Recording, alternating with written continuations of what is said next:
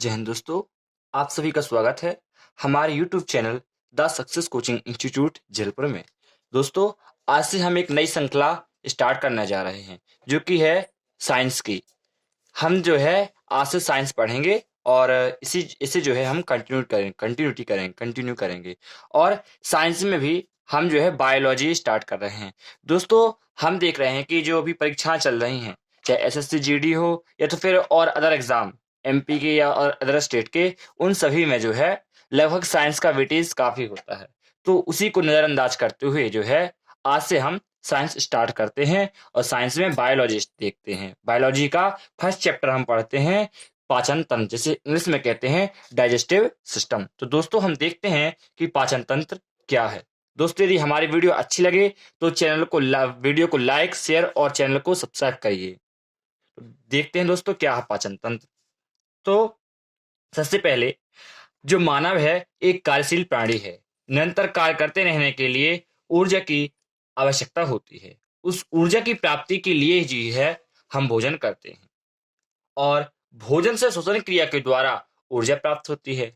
लेकिन खाए गए भोजन में अधिकांशतः जटिल पदार्थ होते हैं जिनसे ऊर्जा प्राप्त कर पाना मुश्किल है। अतः जटिल भोज्य पदार्थों को पाचक एंजाइमों की सहायता से सरल पदार्थों में विखंडित करने की या विखंडित करने की प्रक्रिया ही जो है पाचन कहलाती है। दोस्तों, हम देखते हैं कि पाचन क्या है। तो इसकी परिभाषा है, हम इसकी परिभाषा देखते हैं। पाचन,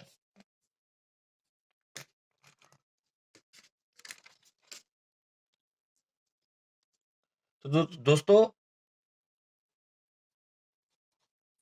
जटिल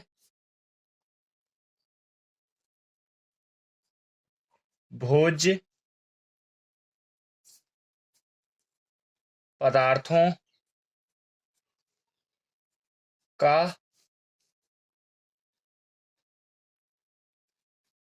सरल भोज्य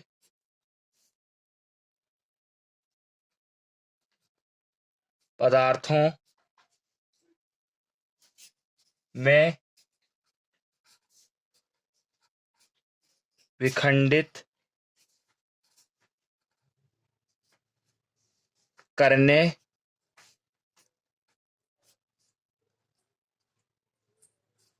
की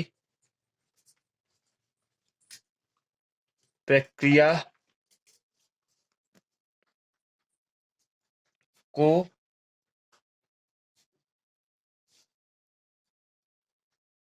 पाचन कहते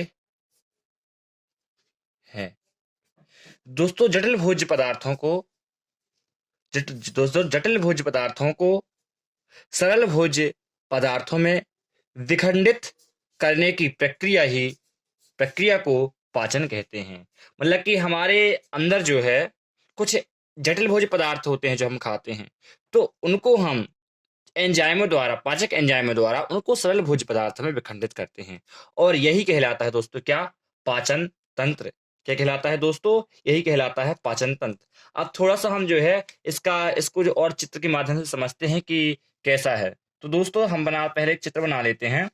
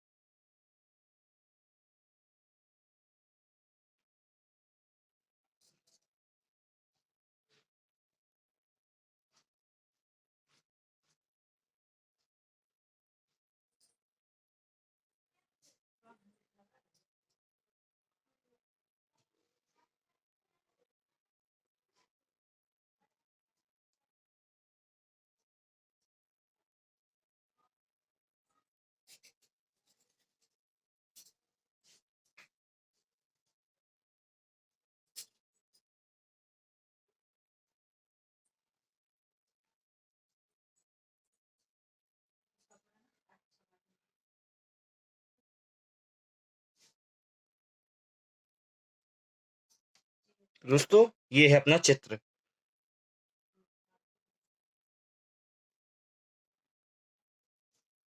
अब हम समझते हैं किसे क्या कहते हैं। ये है दोस्तों अपना मुख गुहा।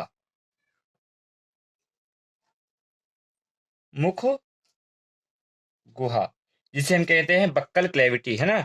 ये है क्या, ग्रसनी। ग्रसनी। ये क्या है दोस्तों, ये है ग्रासनाल। ऐसे हम कहते हैं ग्रास नली। ग्रास नली। ये क्या है दोस्तों, अमाशय।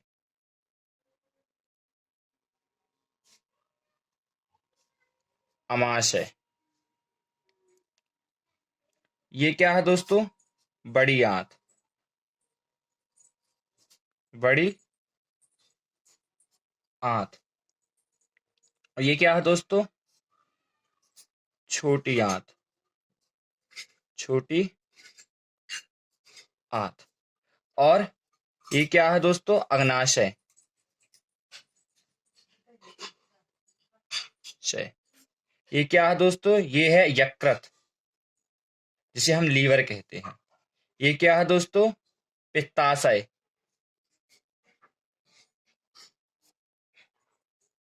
पित्ताशय। और ये है पित्तनाल।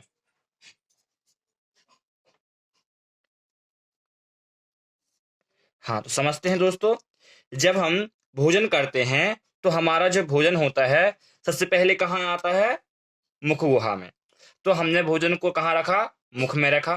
अब जब भोजन मुख में रखते हैं तो हमारे जो लाल ग्रंथियां होती हैं और जो दांत होते हैं, ये जो दांत होते हैं उस भोजन को जो है छोटे छोटे टुकड़ों में तोड़ देते हैं, मतलब कि सरल विभाजित विभाजित कर देते हैं छोटे छोटे टुकड़ों में। उनको तोड़ दिया जाता है और एक लुगदी टाइप की बना दी जाती है लार द्वारा।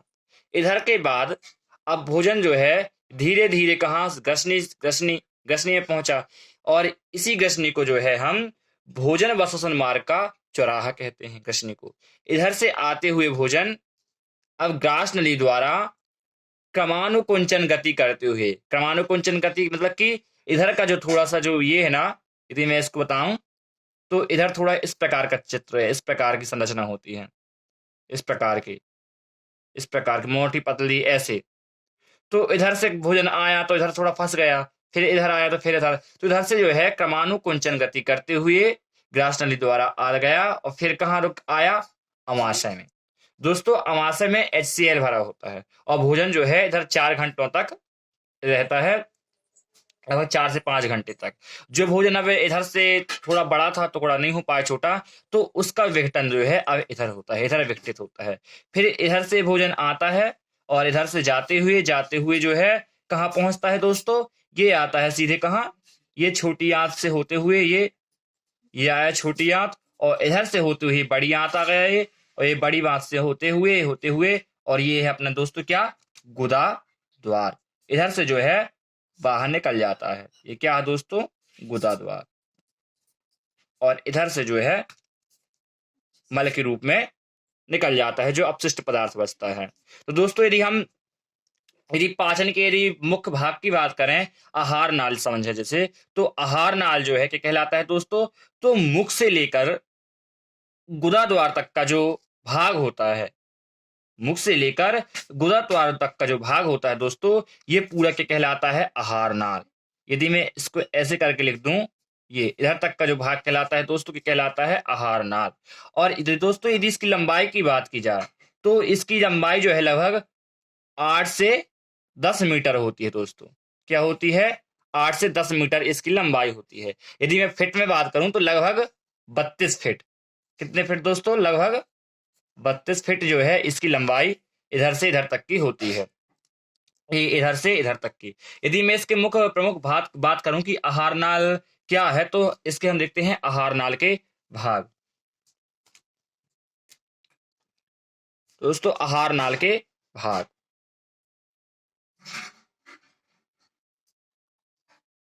आहार नाल के भाग। दोस्तों इसमें यदि पहला भाग हो जो होता है वो होता है अपना मुख गुहा। सबसे पहले पहले भोजन कहाँ जाएगा दोस्तों? मुख गुहा में। फिर दूसरा, भोजन मुख गुहा से होते हुए कहाँ पहुंचेगा? ग्रसनी में। कहाँ पहुंचेगा दोस्तों? ग्रसनी। ग्रसनी से होते हुए इधर से क्रमानुकुंचन गति करते हुए कहाँ पहुंचेगा तीसरे नंबर में? ग्रास नली में। कहाँ दोस्तों? ग्रास नली। फिर ग्रास नली से होते हुए कहाँ पहुंचता है दोस्तों? अमाशय में। चौथा कौन सा है? अमाशय। फिर दोस्तों अमाशय से होते हुए यहां से होते हुए कहाँ पहुंचा?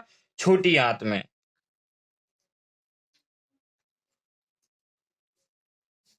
छोटी आंत। फिर छोटी आंत के बाद कहाँ आया दोस्तों? यहां से होते हुए ये इधर से कहाँ पहुंच गया दोस्तों? बड़ी आंत। बड़ी आंत। और बड़ी आंत से होते हुए जो भी अपशिष्ट पदार्थ बचता है तो इसी में से जो है जल का अवशोषण होकर जो भी बचता है उसको गुदा मार्ग से बाहर कर दिया जाता है। तो सातवां है गुदा द्वार।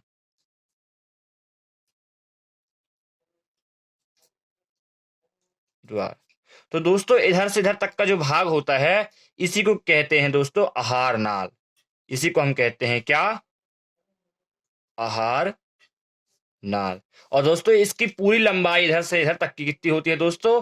8 से 10 मीटर इसकी लंबाई होती है। यदि फिट में बात की जाए तो लगभग 32 फीट जो है इसकी पूरी लंबाई होती है। तो दोस्तों मुख गुहा है ना, तो मुख गुहा में हम लोग जो है पहला स्टेप अपन भोजन मुख गुहा में रखते हैं। अपन ने उसको चबाया, छोटे छोटे टुकड़ों में विभाजित हुआ और लार एन जो है उसमें मिली और उसका अच्छे लुगदी टाइप की बनी। और उधर से आने के बाद कहाँ पहुंचा भोजन? ग्रसनी से होते हुए ग्रसनी में पहुंचा। जैसे हम क्या कहते हैं भोजन हाँ दोस्तों यहाँ से जो है भोजन क्रमानुकुंचन करते हुए गति करते हुए कहाँ ग्रसनी ग्रास नली से होते हुए इधर का जो स्ट्रक्चर है कुछ इस प्रकार का है। उधर से क्रमानुकुंचन करते हुए भोजन कहाँ ग्रास नली से होते होते हुए कहाँ पहुंचा दोस्तों? अमाशय में पहुंचा।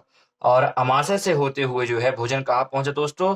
छोटे हुए छोटी आंत में पहुंचा। और छोटी आंत में जो है आते हुए होते हुए कहाँ पहुंचा दोस्तों? बड़ी आंत। और बड़ी आंत में जो है जल का अवशोषण हुआ और इसके बाद जो भी अवशिष्ट पदार्थ होता है वो गुदा मार्ग द्वारा जो है बाहर कर दिया निकल जाता है। दोस्तों यदि हम तो पहला जो है मुखगुहा आहार नाल, दूसरा जो है कहाँ जाता है भोजन? दूसरा ग्रसनली में, और दूसरा तीसरा ग्रासनली में, चौथा दोस्तों कहाँ? अमाशय में। और अमाशय के बाद अग्नाशय में नहीं जाता दोस्तों, कहाँ आता है फिर? पांचवा छोटी आंत, और छोटी आंत से छठवा बड़ी आंत, और फिर सातवां गुदा द्वार। तो दोस्तों यहीं तक जो है भोजन इधर से इधर तक आता है। और बाकी ये यकृत जो है पित्तनाल से पित्तरस निकलता है और अग्नाशय से भी जो है आंतरिक रस निकलता है दोस्तों। तो इधर से होते हुए जो है भोजन गया। दोस्तों पाचन तंत्र हमने देखा कि जटिल भोज्य पदार्थों को सरल भोज्य पदार्थों में विखंडित करने की प्रक्रिया ही जो है पाचन कहलाती है। दोस्तों पाचन को तो देखा, लेकिन हम जो है इस तंत्र को भी समझते हैं कि तंत्र क्या है। दोस्तों यदि हम तंत्र के बारे में बात करें कि तंत्र क्या है, तो हम देखें कि जब अपना जन्म होता है तो माता पिता के जो अंडाणु और शुक्राणु, क्या दोस्तों? माता पिता के अंडाणु और शुक्राणु। दोस्तों जब ये दोनों आपस में मिलते हैं, अंडाणु और शुक्राणु, है ना, माता के अंडाणु और पिताजी के शुक्राणु। दोस्तों जब ये दोनों मिलते हैं तो पहली कोशिका जो कि क्या किसका युग्मक तैयार होता है? युग्मक। एक युग्मक, है ना, एक युग्मज का निर्माण होता है या युग्मक, है ना, इसको हम युग्मज कर लेते हैं। तो ये इसका निर्माण हुआ दोस्तों। और यह जो है अपनी पहली कोशिका होती है, मतलब कि यही जो है पहली कोशिका। पहली कोशिका, ये दोस्तों पहली कोशिका होती है। अब युग्मक के बाद जो है दोस्तों क्या बनेगा? तो युग्मक से मतलब कि कोशिका, इससे मिलकर जो है दोस्तों क्या बनेगी, कोशिका। अब जो है कोशिका बनना स्टार्ट हो जाएगा दोस्तों। अब कोशिकाओं का समूह, दोस्तों कोशिका बन गई, और कोशिकाओं का समूह क्या कहलाता है दोस्तों, ऊतक, जिसे हम कहते हैं दोस्तों टिश्यू। अब ऊतक का समूह, टिश्यू का जो समूह होता है ये कहलाता है दोस्तों अंग, जिसे हम ऑर्गन कहते हैं, है ना। तो दोस्तों अंग, अब अंग के बाद दोस्तों, तो मैं थोड़ा इधर इसको इधर ले आ रहा हूं। तो अंग के बाद क्या बनेगा दोस्तों, तंत्र। और तंत्र से दोस्तों क्या बनेगा, फिर तंत्र से बनेगा अपना शरीर। और दोस्तों यही कहलाता है तंत्र, जो कि हम पढ़ रहे हैं। अर्थात मानव का शरीर जो है विभिन्न तंत्रों से मिलकर बना है, और यही कहलाता है दोस्तों तंत्र। और उसी तंत्र में जो है हम पाचन तंत्र पढ़ रहे हैं दोस्तों। अब हम जो है इन सभी का जो है एक एक से अध्ययन करेंगे और देखेंगे कहाँ जो है क्या होता है। तो हम सबसे पहले स्टार्ट करते हैं दोस्तों, क्या, मुख गुहा। क्या स्टार्ट करते हैं दोस्तों, मुख गुहा। तो आहार नाल का जो है दोस्तों पहला भाग क्या है दोस्तों, मुख गुहा। तो दोस्तों यदि हम बात करें मुख गुहा की, तो मुख गुहा में क्या क्या होता है दोस्तों, मुख गुहा में क्या क्या होता है, तो उसमें होता है क्या, दांत। सबसे पहले तो दांत, जीभ और लार पाई जाती है अपनी, है ना। तो हम जो है इन सभी चीजों को जो है हम देखेंगे। तो दांत, जीभ और लार, ये सभी चीजें कहाँ होती हैं दोस्तों, हमारे मुंह में जो है ये मुख गुहा में होती हैं। तो एक से जो है हम इनका अध्ययन करते हैं। तो दोस्तों हम सबसे पहले स्टार्ट करते हैं दांत।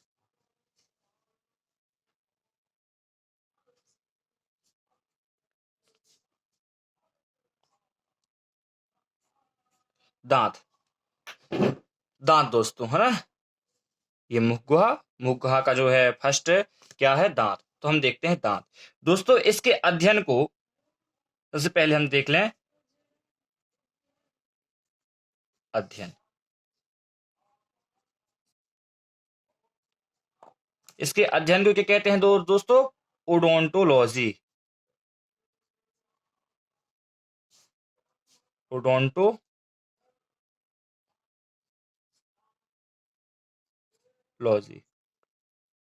ओडोंटोलॉजी। दोस्तों दांत के अध्ययन को हम ओडोंटोलॉजी कहते हैं। और दोस्तों हमारे जो दांत होते हैं ये कैसे होते हैं, गर्त दंती, द्विबार दंती और विषम दंती। दोस्तों दूसरा दूसरा क्या है इसका, दूसरा है फिर गर्त दंती। हमारे दांत गर्त दंती, गर्त दंती। यदि हम और इसको अच्छे से समझें, मतलब कि अंदर तक जो है धसे हुए होते हैं।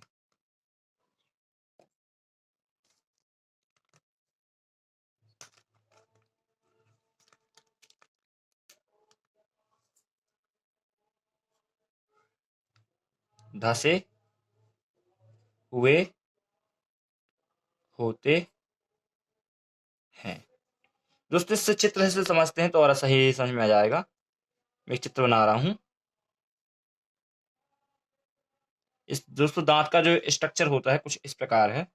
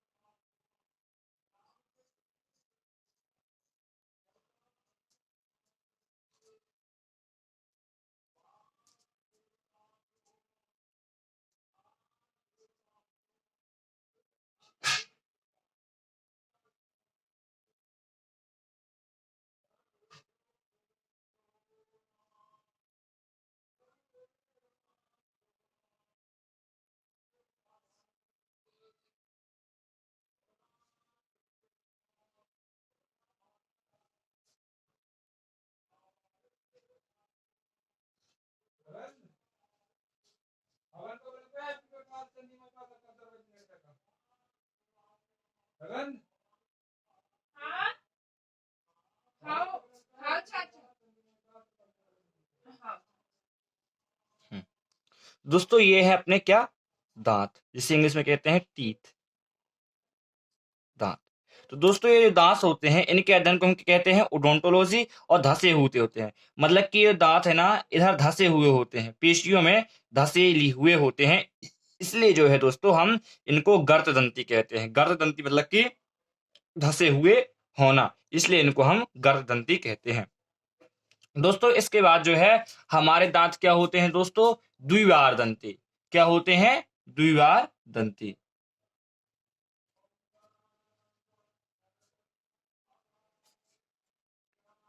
द्विवार दंती। द्विवार दंती मतलब है दोस्तों क्या, कि दो बार आना, अर्थात दो बार आते हैं, दो बार आना।